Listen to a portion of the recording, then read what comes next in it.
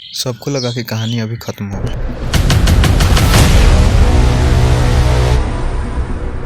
लेकिन कहानी तो अभी शुरू हुई थी।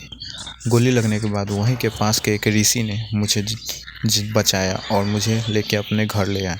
और उन्होंने मुझे एक बक्सा दिया जिसके अंदर कुछ पहेली है वो रखा हुआ है जो वो नहीं समझ पा रहे हैं।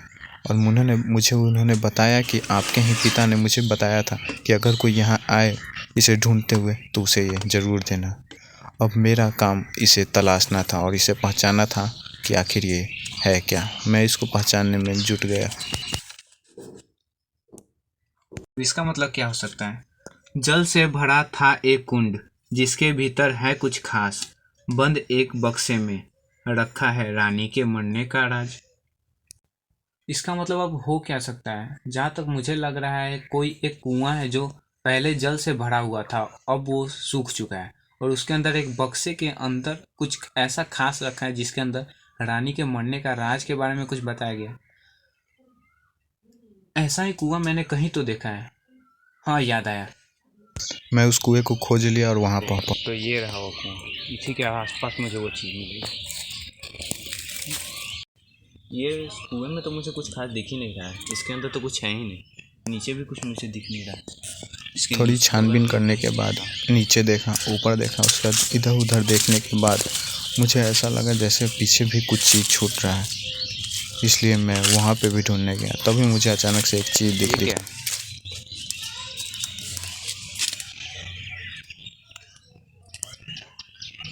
शायद यही वो चीज़ है। मुझे वो ताम्रपत्र मिल गया और मैं उसे लेकर घर आ गया। अब इसे भी मैं पढ़ के देखता हूँ। जयशंकर मेरा सच्चा दोस्त था, इसलिए मैंने उसे रानी के मौत के बारे में बताना चाहा। मेरी स्थिति गंभीर थी, आग में जलने के बाद मैं ज़्यादा देर नहीं बच सकता था, इसलिए मैं इस बात को सिर्फ जयशंकर को बताया।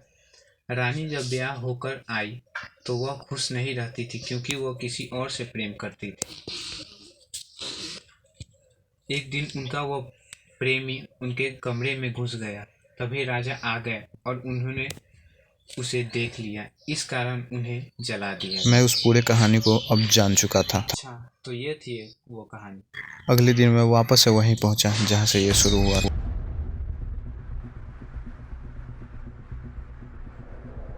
उस घर में थोड़ी खोजबीन करने के बाद मैं वहां से निकलने ही वाला था, तभी अचानक से मेरे पैर के नीचे कुछ खटखट की आवाज़ होने लगी। मैं वहीं पर एक लकड़ी से मसाल जल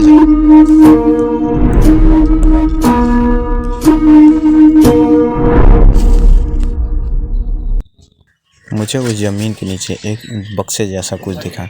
जब मैंने उस बक्से को खोल के देखा तो उसके अंदर कुछ अजीब ही निकला। यह 2 पत्री और एक पत्ता था, पता नहीं चला क्या है। थोड़ी छानबीन मैंने करनी शुरू की और तब मैंने उसे खोल कर देखा। उसके अंदर एक मैप जैसा कुछ था। थोड़ी देर बाद मैं उसे भी समझ गया। ये क्या है? ये तो किसी नक्शे की तरह लग रहा है, लेकिन इसे समझना तो काफ़ी मुश्किल है। शायद ये एक घर हो सकता है और ये रास्ता कहीं जाता हो, और यहाँ जाने के बाद एक पहाड़ जैसा कुछ मुझे दिख रहा है। शायद ये कोई पहाड़ हो सकता है, लेकिन ये जो चीज़ है वो मुझे समझ ही नहीं आ रही, या फिर है क्या? ये साथ में इसके क्या है? शायद यह एक पेड़ का पत्ता है। हाँ, ये तो एक बरगद के पेड़ का पत्ता है, तो हो सकता है ये जो चीज़ है वो यही पेड़ हो जिसके पास मुझे जाना है। तो इस नक्शे को अगर मैं फॉलो करूँगा तो शायद मुझे कोई चीज़ मिल सकती है। यह एक नक्शा था। थोड़ी देर बाद अचानक से मेरा फ़ोन बजने लगा। जब मैं फ़ोन उठा के बोला तो hello, yes, Ram speaking. Hello Ram, मुझे पहचाना? मैं वो तो तू है, तुझे मैं कैसे भूल सकता हूँ। मुझे तू भी याद है और वो गोली भी, जिसका बदला मैं तुझसे ज़रूर ही लूँगा। सही पहचाना, मैं वही हूँ और मैं भी तुमसे मिलना ही चाहता हूँ। हम ज़रूर मिलेंगे। तुझे अभी तक ये पता नहीं है मैं कितना बैड किस्म का आदमी हूँ।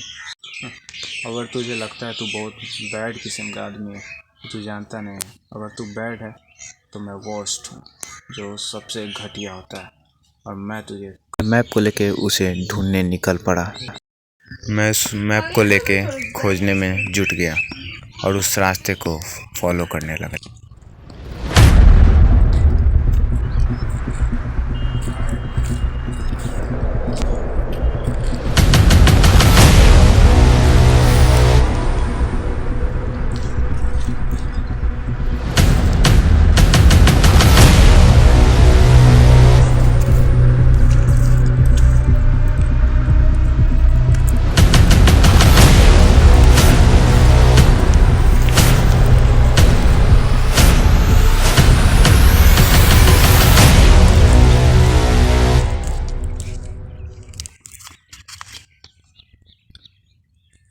मुझे वो पहाड़ दिख गया और मैं उसको पार करने लगने उस पार जाना।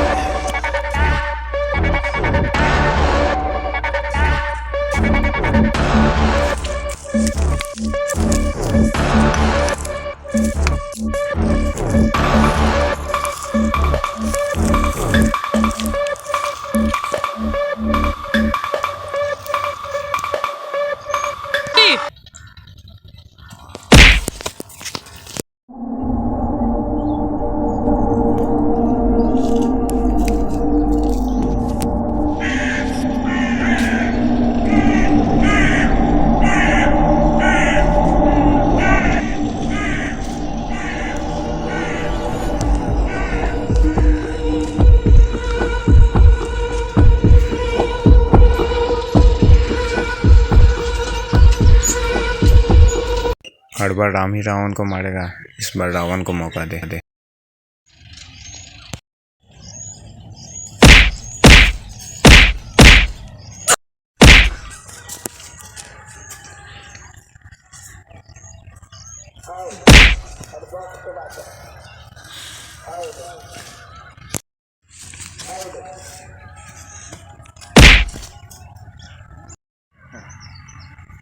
उठने के बाद उसने अपना मास्क हटाया, वो मेरा जुड़वा भाई था।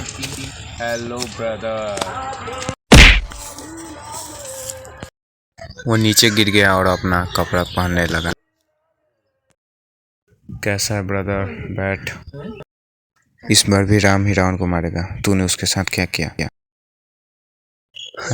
उसे तो मैंने कब का ही मार डाला।